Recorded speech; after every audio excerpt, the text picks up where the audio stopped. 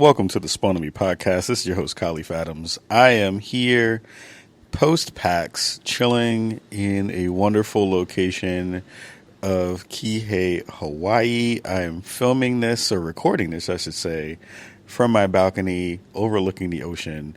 It is unreasonable how beautiful the world can be when you have water and beautiful surroundings and all that stuff all around you at all times. It is fantastic.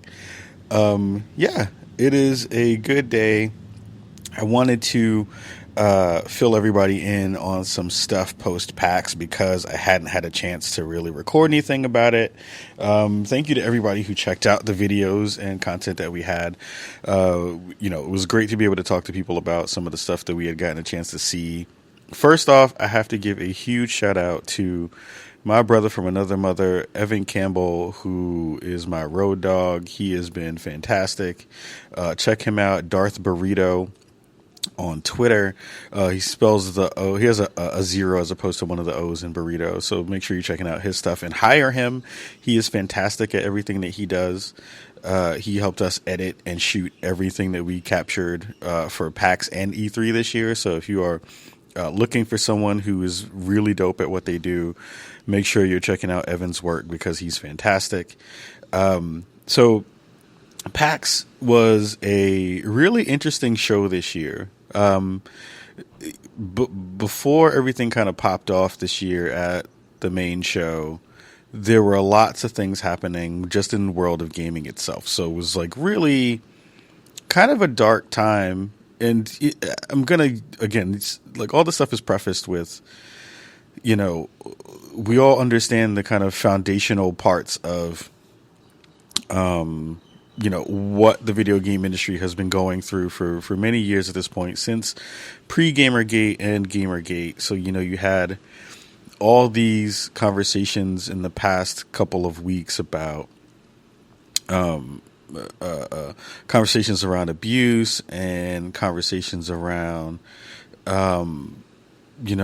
people being treated terribly and being abused and being in abusive relationships and being with people in the industry, and how the industry has shielded so many of these men from, getting the actual, being taken down in the way that they deserve to because of other men shielding them, and the patriarchy kind of just upholding those peoples and the pieces that were there, and women, of course, again, not being believed for the things that have been happening to them forever, in both in and outside of the industry, and that kind of rearing its head again.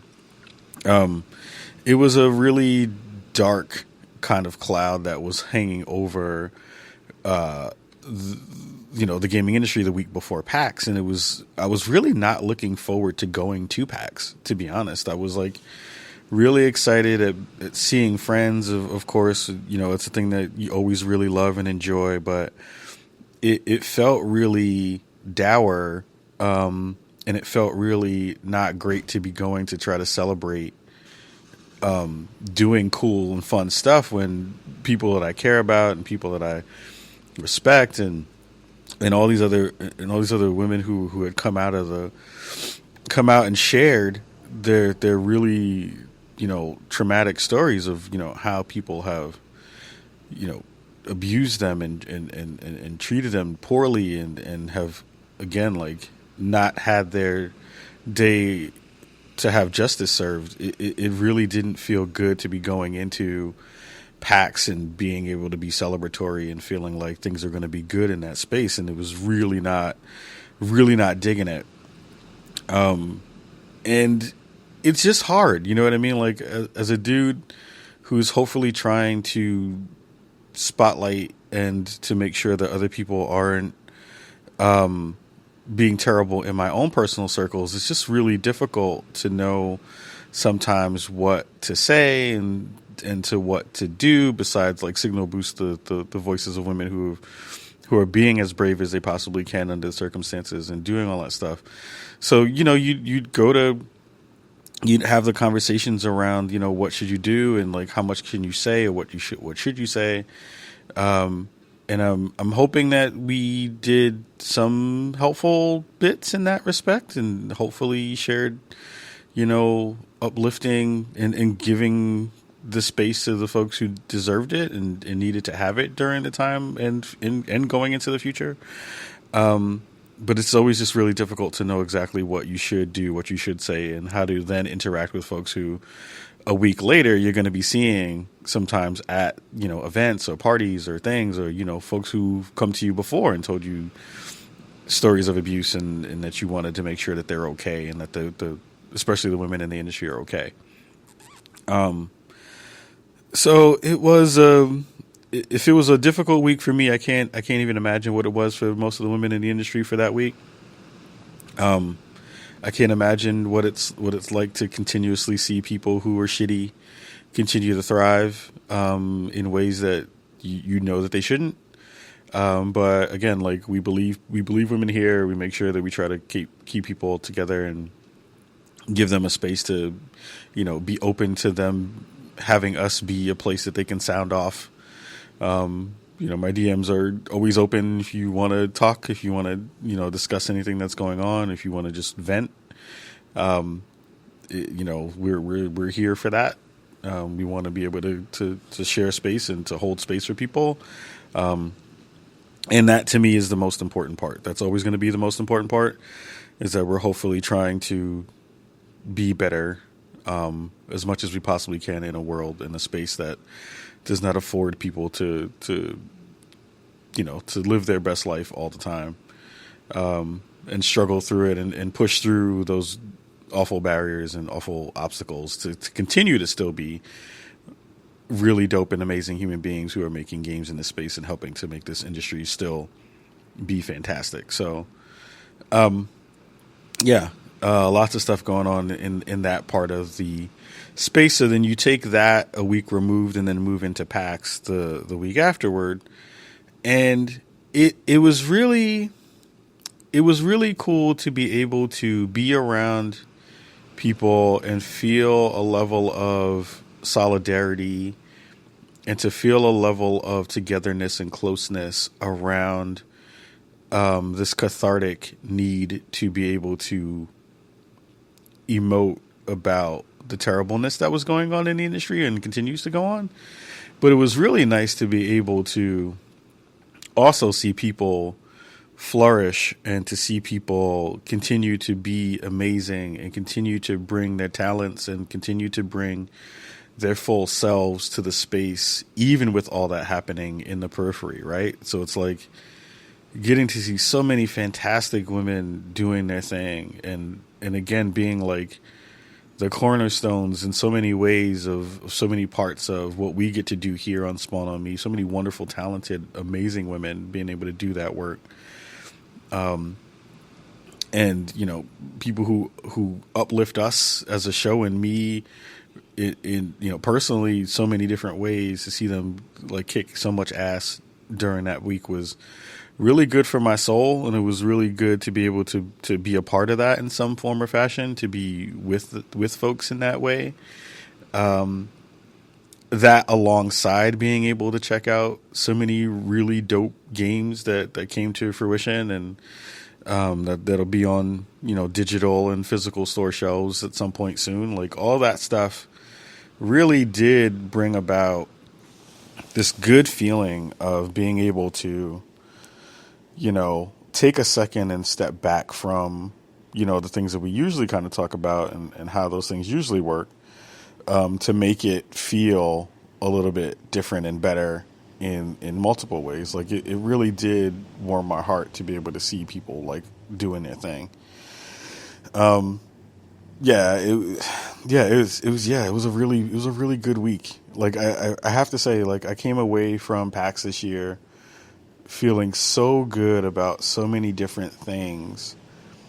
And I feel like it did raise my warning levels and my radar a bunch to continue to check in with people in the industry who I care and love, and to be better about like reaching out to people and being like, how are you? Like, what's going on with you? I try to do that anyway, because I feel like it's just important, because we, for some reason in this industry, forget that human beings are behind all the accounts that we run, and that human beings are behind the games that we love to play and that we're excited about. I feel like it gets lost even more from the consumer side of that. But I feel like on the industry side, everyone has their circles and everyone kind of gathers up their people, no matter how long it's been that you've been in the industry, and you find your tribe in some ways. But it's been really specifically and especially good this during PAX, because it was everything that was bouncing off the walls for so long. I had a whole bunch of stuff that was on my plate during the week. I did not have expectations to. It's interesting because I'm trying to figure out ways to not burn myself out. Like I've been doing Spawn on Me for almost going on 6 years now. I think we'll make 6 years in January. 300 plus episodes plus, whatever special stuff we've done, plus hustling up and down the East and West Coast, trying to figure out ways to grow us and figure out all that stuff. There's been so many hours upon hours put into this one particular project that sometimes it's really nice to kind of like not do everything at the same time.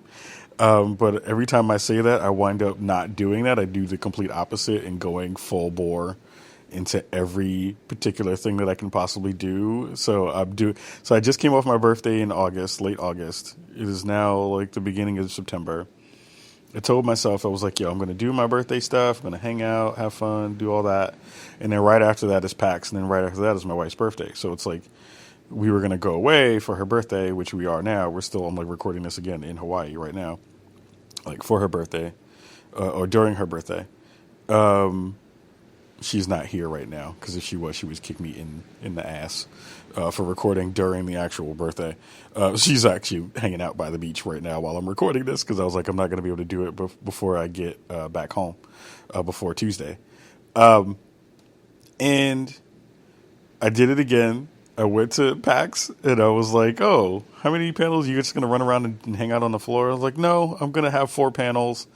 And I'm going to try to do a whole bunch of other stuff in between, because I don't know how to stop doing stuff.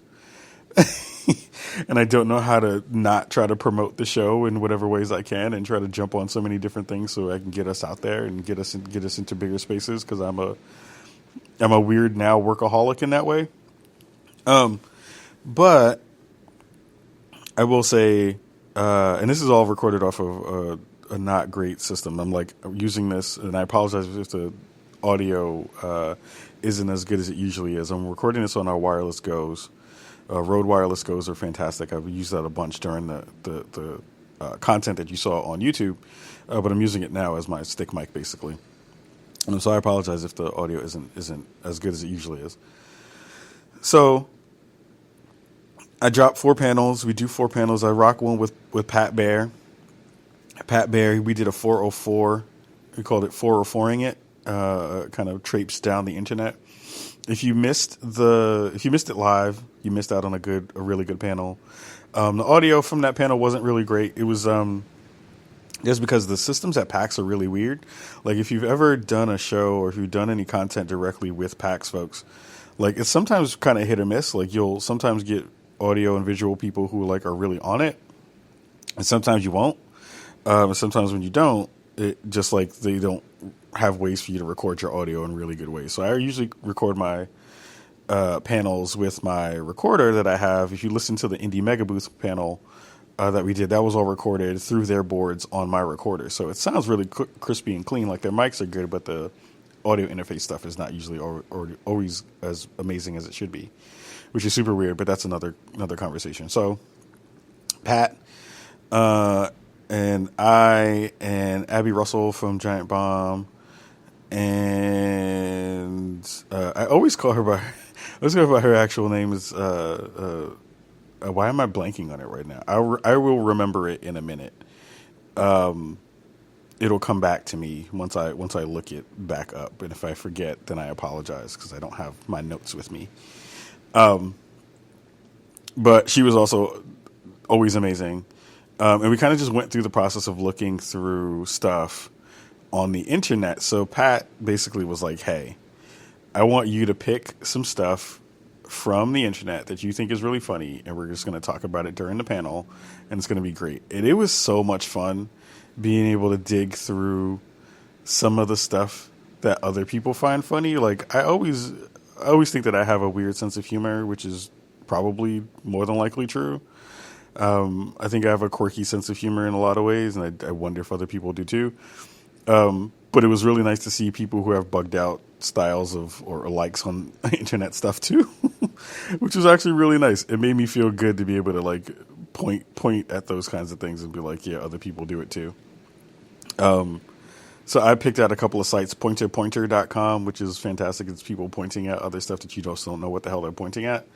And there's another one called Drone Sweaters, where people make sweaters for drones.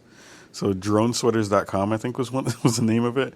And it was really good to be able to seize people's faces once you're just like, oh yeah, there's a thing with a drone. Like here's a drone with a sweater on it. It was like really nice sweaters too. It was like double knit, like really pretty, really nicely done made sweaters. I was like, yo, this is kind of funky. And I appreciate the fact that this is an actual thing.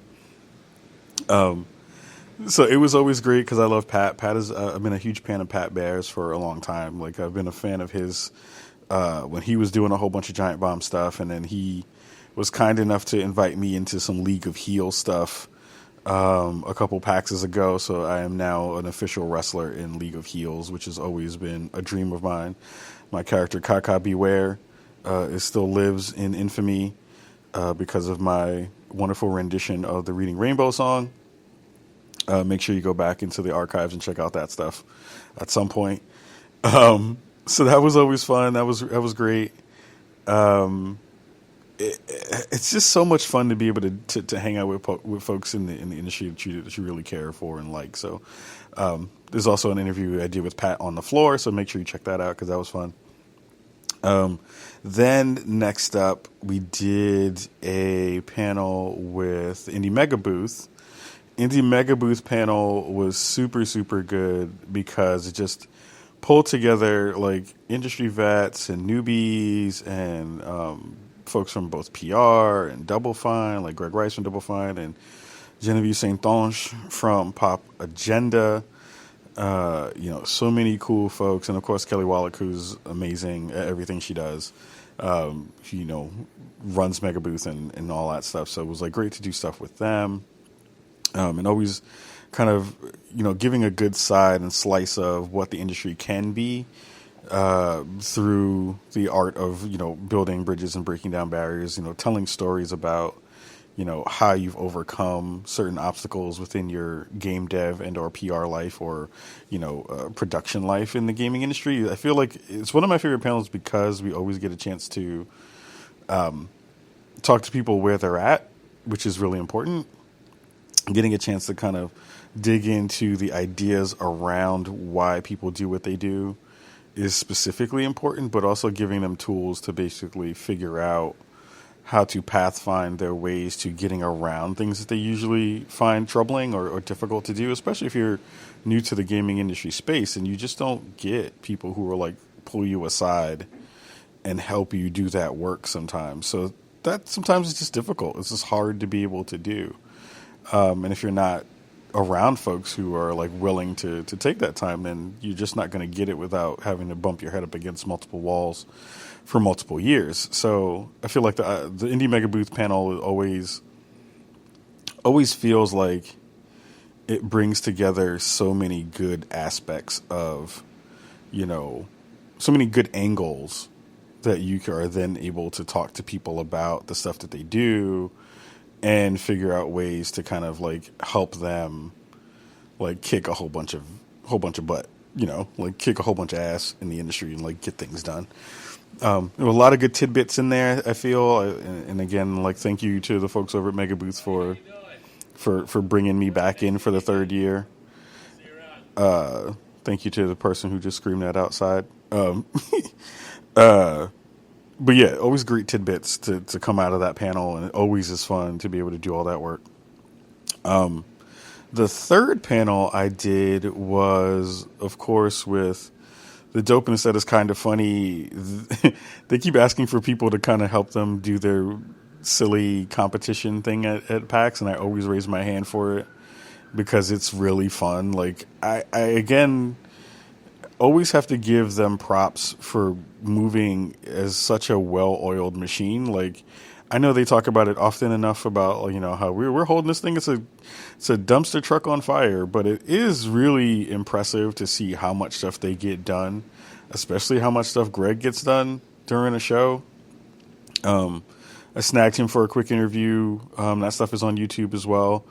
And on a personal note, like it feels great to feel like I'm included in a place where so much fun is happening. Like, of course, we talk about really serious stuff on our show.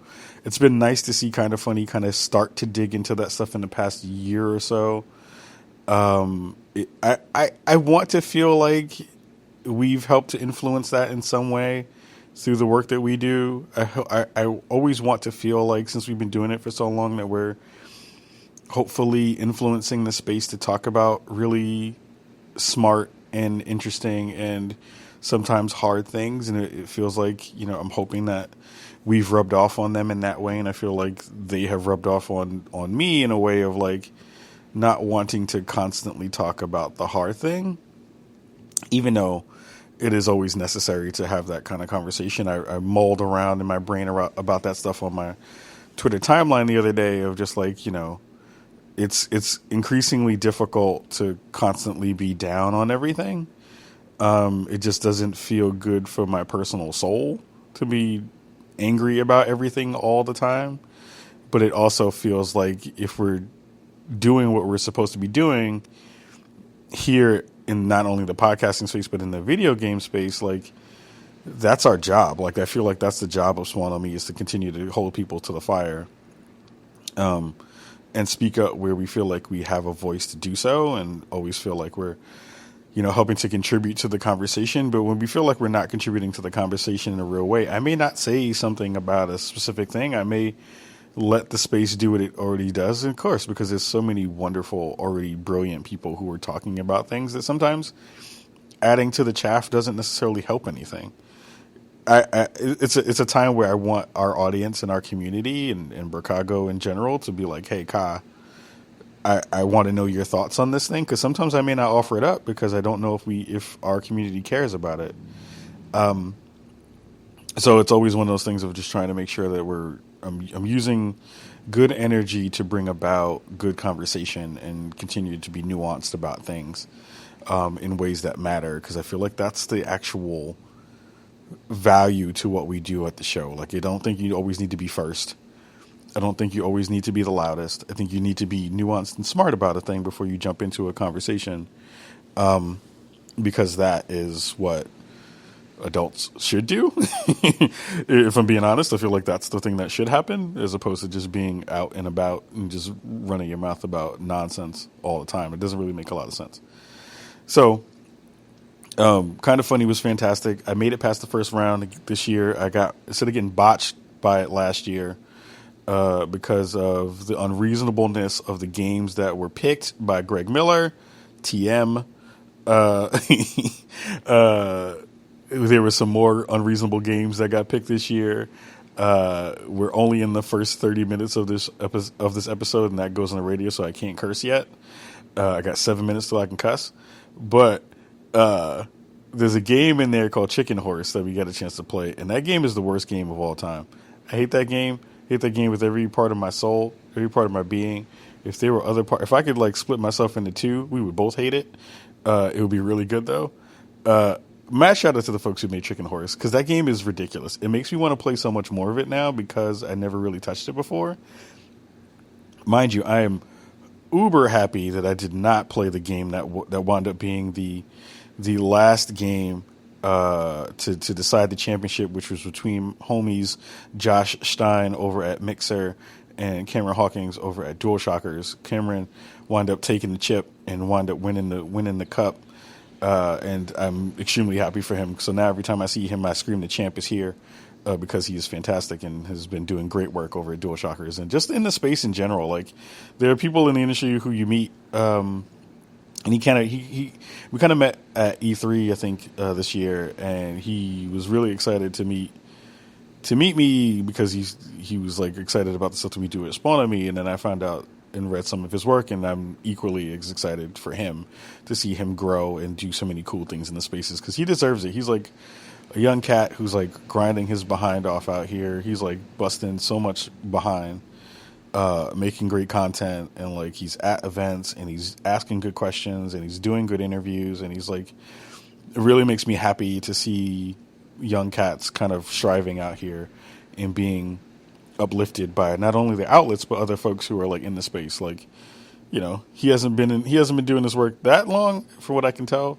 but like to be picked up to do fun stuff with Kind of Funny and all those other things, it is really great to be able to see those people doing that fun work. So got a chance to meet the dude, the man, the myth, the legend, Snowbike Mike, who is so full of energy. It is amazing. It is fantastic to see him as well and get to meet him because he was really dope.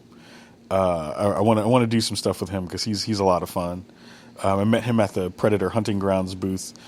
He was playing Predator, screaming loud, and it was great because you don't see people that enthusiastic on the floor except for Hip Hop Gamer. So it was nice to be able to see him rock out and do his thing. And it's like the folks who wind up going to that event, that panel, are always fun. Always get to see the What's Good Games ladies, homie Nick Chester from over in Epic Games, and so many wonderful, dope folks. Michael from GameSpot, so many amazing folks to be able to kind of hang out and act the fool for about an hour or so. The other panel that I left for last, which was not for lack of dopeness, but just because, to be honest, it was the panel that I enjoyed the most, was OK Beast's panel. They did a what are the strongest starts to games, let's rank it kind of panel. And first of all, if I'm not mistaken, this was OK Beast's first panel. Excuse me. This was OK Beast's first panel ever at PAX. And we didn't have a small room for that panel. We had a pretty decently sized room. I think it was about the same size as the panel that we did at Spawn on Me when we had our live 300th show. But it was a big room. It was a good sized room. And they packed that room. That room was full. Like from the back of the panel, the back of the room all the way up to the stage was full of people. It is really hard to pack a room, especially on your first panel. Like, it is not an easy feat just to pack a room like that.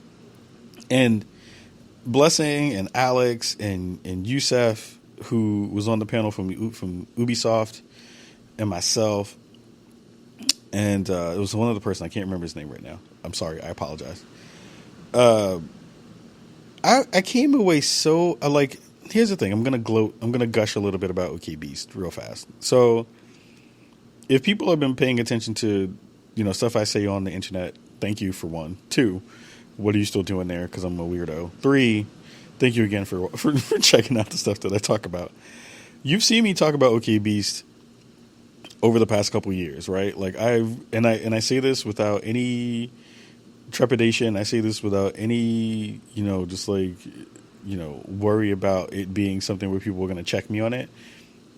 But like, I seriously think that OK Beast and the work that they do is not only some of the best work that I've seen in the content creation space in terms of gaming content, but it really just shows so much how if you work as a cohesive team, you can build out something that is strong. Like the branding is strong, the content is strong, the like all for one for all kind of ness that you see in building their own community is really strong. Like I am infinitely excited for them whenever I see them do a new project. Like they launched a new Apex Legends podcast that rose up the ranks of the iTunes charts in a real way and like has stuck in there in a real way. They keep producing new shows. They keep making new avenues for themselves that show that they're continuously being really smart and really paying attention to the movements of the industry and are like, let's just do it. I am happy for them. I am a smidge jealous of the ability for them to continue to push out so much content, because I wish I just had the time and the energy to do it in the way that they're doing it. But everything looks like it's crafted with care. Everything looks like it's done really smartly, and all the content just really comes with this really fresh layer of dopeness that I really appreciate and like love to consume. And you can see it in the people that they've cultivated in not only their community but the people that they have in their periphery. Like they have the kind of funny folks. Like they were already kind of funny best friends within that community, but then they also helped to branch that out into, letting some of that Venn diagram work for their own benefit, right? It's like it makes sense to be able to meet content in a space where you have people who already love you and already want to see you do well. So, you know, they just continue to do so many dope things, and I just really pull for them. So, like, fast forward again to the panel, and when they asked me to be on the panel, of course I said yes because I love them and they're doing great work. But it was also like a thing I actually was like really excited to talk about. So it's like I always have this idea of like games, and once you have a really strong start, it like really lays the foundation for a good game. Usually, most times, good starts to games may sometimes kind of peter out, and you'll see it kind of work to some people's advantage and some disadvantage. But for the most part, it's like works fairly well. Just got finished playing Control, which had one of the best starts to a game that I've played in a very long time, and that energy continued throughout the rest of the game. So that was the thing that we saw kind of push itself forward. The list that wound up coming out of that panel was redonkulous, and it was really good. Yusef had some really dope picks. He had Assassin's Creed, I think, 2 or something like that. I think Alex Van Aken pulled BioShock, which is, of course, one of my favorite games of all time. I had God of War 3, which again had the thickest Titans climbing up the side of Mount Olympus with all that booty cheek madness was up in there. So that was good to be able to see and talk about. But it was just like a really fun panel that had everyone engaged. And then even when they started to ask for audience questions, like people ran to the microphone. That's a thing that doesn't happen at most panels. Like most people at panels kind of sit and you chill, and you'll get the one or two people who like actually have a thing that they want to talk about. That usually doesn't wind up being an actual question, winds up being a diatribe or a monologue.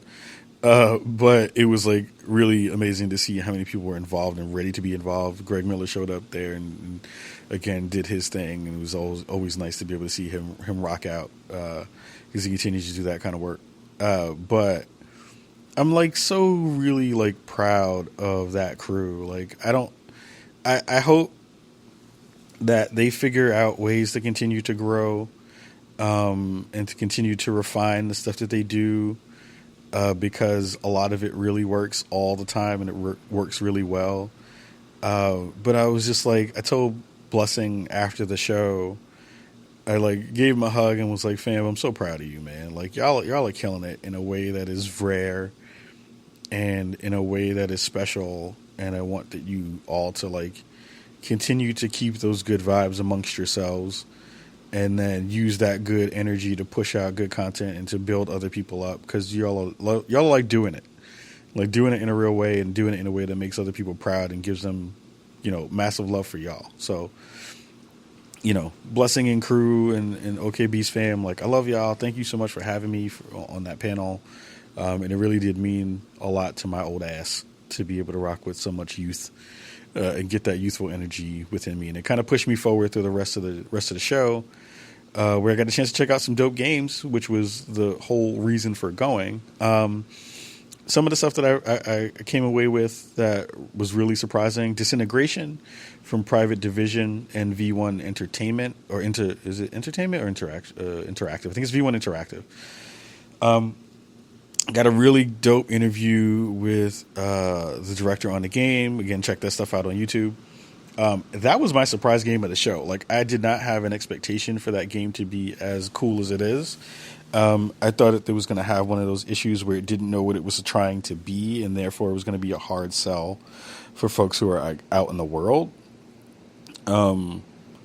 It comes together really well. Like, it's basically almost a MOBA, but you are like God from above playing the role of director. So you're basically in this skiv and you're floating over above the action, giving your units directions on how to take particular choke points or take points, getting from one objective to the next, and kind of like carrying the ball basically from one end of the field to the other, while the other teams kind of try to collapse on you and kill you and stop you. So it's attack and defense were two of the modes that were in the ones that we got a chance to play. And I'll say, like, I did not think that game was going to be something that I would have good, fond memories of. I thought it was going to be kind of a one-trick pony. I am really excited to get that game when it comes out. Like, that's the thing that I want to find people who want to play that game well and, like, dig into how to use different classes and dig into how we want to set up defenses and attacks and, like, figure out how to play the maps well. Like, I'm getting the same vibes that I got when I first jumped into Paragon and started to get good with Disintegration. And I'm really excited for that to be something that I'm going to get a chance to play some more of.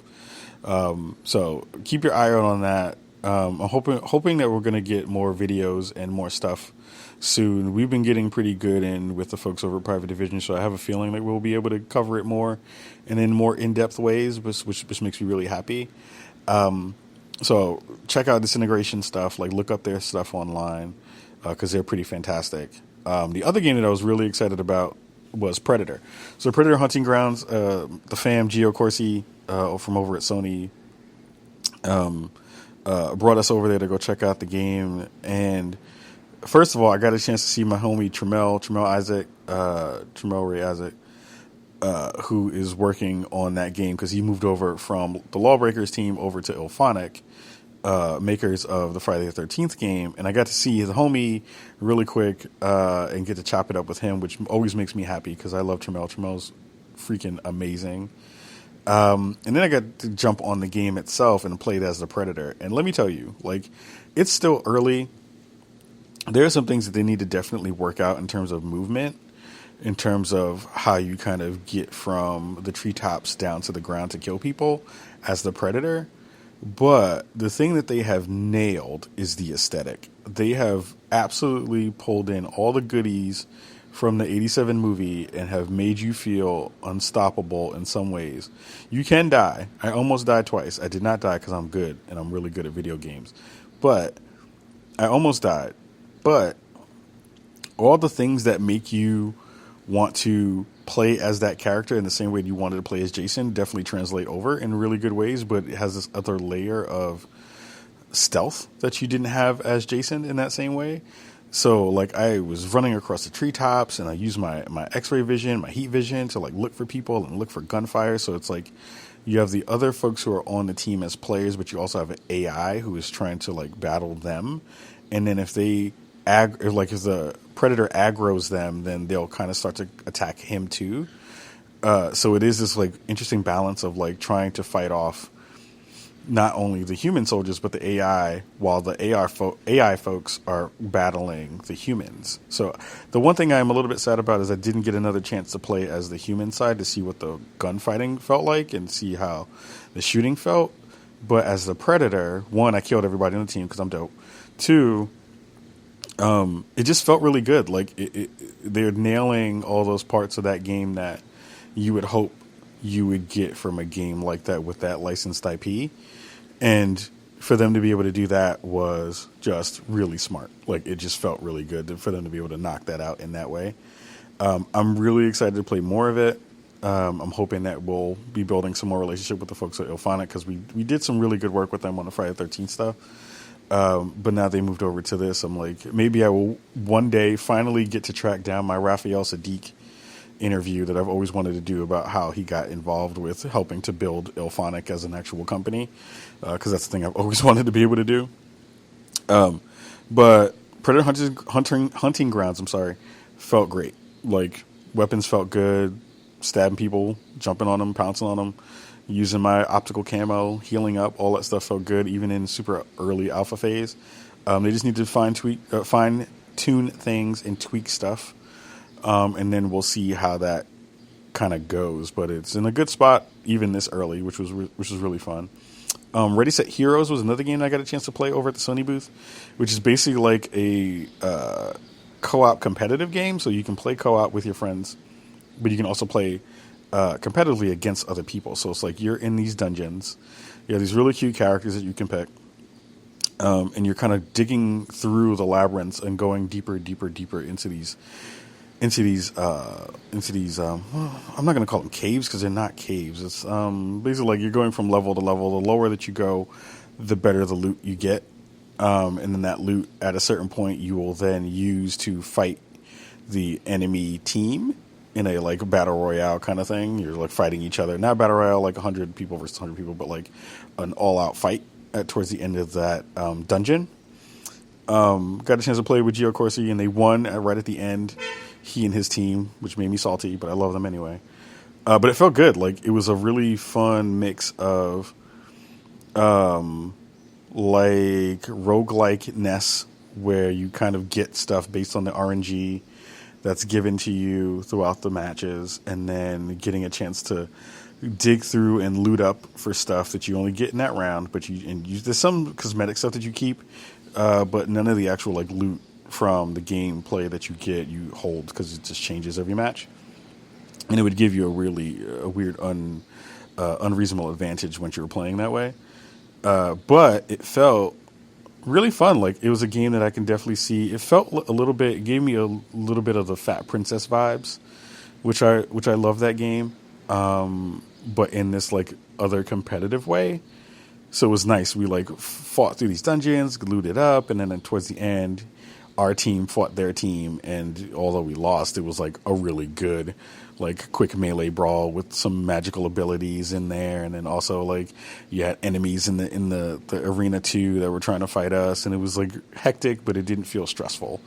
And it felt a lot of fun. And I would love to dig into it more to be able to play some more of that part of it, which was great. Played some Creature in the Well. I got a chance to play. I got a code for it before I got a chance to play it. So I'll dig into it more. Again, it like feeds all the things that I love. I love pinball. I've been a huge pinball fan for a very long time.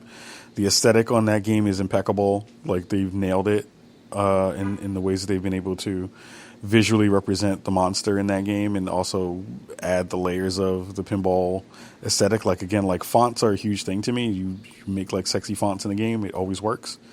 So that was great. Mutazione is a great game as well, which is like this really fun narrative kind of story time adventure where you're kind of this one character who's walking around kind of helping other folks in that space. It was a little bit early on. I didn't get a chance to fully dig into a lot of it. The build kind of crashed during the time that I played the demo, which was sad, but it also was totally fine. I'm hoping to get more time in with that too. What else did I get a chance to look at and or play? Oh man, I'm blanking on some of the stuff. Actually, there was some cool stuff that also got shown to me throughout the space. The Astro ID program, which is them basically retrofitting and specializing and customizing A40s for you, was really nice. I know a lot of influencers got some. I'm sad I didn't get a pair. But hook me up, Astro. Anyway, but it was nice to be able to see people after the fact, like get their pairs and like see all the different color variations that they had there, and get a chance to see all that stuff. So that was pretty cool. Just walking around PAX was just great again. Like you see so many wonderful folks. I had nice people stop me at the What's Good Games party, where they were celebrating Life is Strange, and that was fun. Some folks came up and gave me some love. Oh, the Avengers game I got hands-on with, and that was really interesting. So I was not high on the Avengers. I'm not really high on Marvel anyway, but I was especially not high on the Marvel's version of the game that they showed, because I was like, who wants these Walmart versions of the Avengers? They're not licensed the faces. They didn't license out the people. And so far, and it's been a huge part of the attraction for that series has been like these people that you've grown up with at this point over the past decade. You're like attached to them. So if you don't have them, like what's the use of having all the people who are now the superheroes that you don't know? I remember them showing off some gameplay about a week or so ago, maybe 2 weeks ago, and that was pretty lackluster. Felt like a lot of QTEs, and that didn't really make me excited for it. I got hands-on with it, and I'm kind of on board now, which is the thing I did not expect. yes, there's going to be parts of it that feel mashy. Yes, there's going to be parts of it that don't necessarily feel great so far because the build that we played was early. But I do feel like it will be one of those things that once you get attached to a specific character, you'll be able to really dig into it, not only with the growth of the character through different gear and through different missions. So they have story missions that are kind of based on each character, and then they have co-op missions that are kind of more out in the world and or they're more for kind of like the loot grind of that game. It did give me way more hope for the ability for that game to grow in the way that the conversations were about how they'll continue to build in content, how they'll continue to grab more loot and throw that into the mix. And then, that with the mixture of the gear and then costume stuff that they'll have in the store, which you won't be able to earn through gameplay. At least that's the way it was messaged to me or to us while we were doing the demo. It feels like it'll be an interesting mix, and I wonder, again, like what the reaction is going to be if they don't price those things well. Like if there's going to be really cool, iconic costumes that you just don't get without paying for it. I wonder what the Marvel universe and the Marvel community is going to say about that. Like I feel like there's going to be beef there. It's an interesting conversation that I want to have with my buddy Paris from Gamertag Radio because he's a huge Marvel fan. The kind of foundation of that conversation that I want to have is we'll see if people beef about it, but I will be really confused as to why they would beef because Marvel fans are so used to paying out of the nose for memorabilia and for tchotchkes and for all these little things that they get. They're kind of been trained for years and years and years to not really care about how much they spend on a thing as long as they want a thing. You know what I mean? So it's like the movies had cliffenders all the time, which made you spend more money. Most of the Marvel stuff that you wind up buying is kind of expensive because it needs to be expensive because of the licensing. So if they kind of complain about it because it's like attached to a quote unquote loot box system or it's being walled off in some way, I wonder if video games are going to cause some friction to be there just because it's video games. So it's a good conversation to have there. Hopefully we'll be able to loop ourselves in with those folks later on in the year and closer to launch. I'm hoping that we've made some good strides in showing off their stuff or at least talking about it. But for the most part, I'm really excited for it. I did not think that was going to be a thing that you would hear me say because I'm usually not really excited about Marvel stuff. But I actually came away from it being kind of hyped for it. Like it looks like it plays well. Like characters are kind of cool. The differences in gameplay felt really fun. When you move away from just the QTE stuff, then the QuickTime event stuff, like it feels solid. And like it's made for the people who make Lara Croft stuff. They know what they're doing. You know what I mean? Like I'm going to give them the benefit of the doubt for them to be able to pull all those things together and make a cohesive universe and a cohesive game that they feel like they're going to be able to do. Crystal Dynamics is like they always knock it out of the park, so I'm not worried about that so much. And that, I don't know, that's kind of PAX. That was a lot of PAX, a lot of running around. I got a chance to hang out with JG from the Gaming Illuminati, who those cats you need to check out. They're also really, really smart in the way that they do their content. That was almost a sentence. Do their. Okay. All right, Ka. Damn.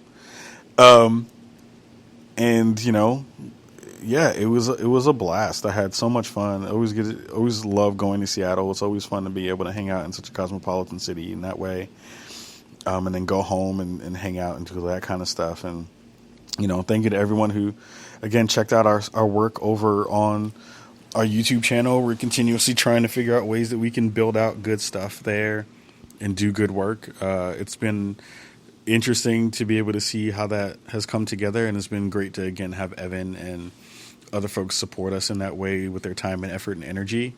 We'll probably have another piece of content out before Tuesday. That's like the wrap up of PAX stuff. And yeah, I think that's pretty much it for this impromptu episode. We're gonna jump up out of here, go head back out into the wonderful wilds of Hawaii, and celebrate the rest of my wife's birthday. But yeah, we're going to try to figure out more cool stuff coming. We have some fun things coming in terms of surprises and announcements coming up, hopefully before TwitchCon.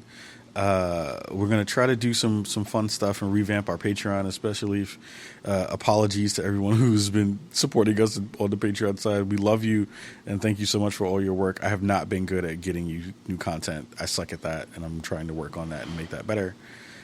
So you'll get an announcement from me pretty soon about that.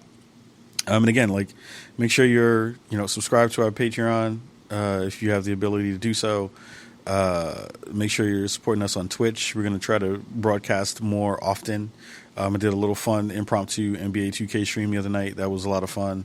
2K needs to figure out how to make audio pump through a console. I don't understand why that's a problem. We're going to be on the front page of Twitch in the next couple of weeks. Not this Thursday coming up, but I think the Thursday afterward, the 20-something. So make sure you're checking us out there. And again, check out our work over at X-Ray. If you're in the Portland area, if we're on the internet, you can listen to our show there as well, at least the first 30 minutes of it. And then, thank you, Bricago, for spending your time with me here and giving us love and making sure that we're doing what we can do to make the world a little bit better and a little bit more fun. And until then, we're going to get up out of here. And I say to all of you, much love and peace.